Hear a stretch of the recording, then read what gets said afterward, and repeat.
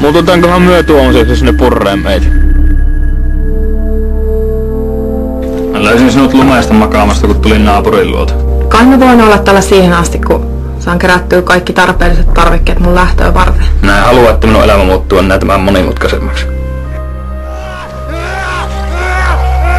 Nyt ne tulevat. Meidän pitää päästä pois täältä! Mitä mä oon joutunut tänne? Minä ainakaan ota mitään riskejä.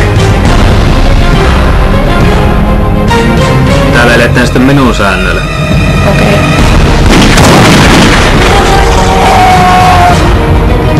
Näyttää siltä, että meidän tilanne on pahe. Nyt juhlitaan! Risto ainakin tuntuu ottamaan kaiken ilo irti tästä tilanteesta.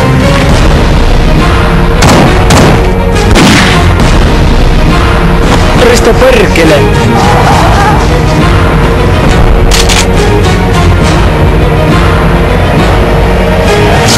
Me ei mitenkään selvitä tästä.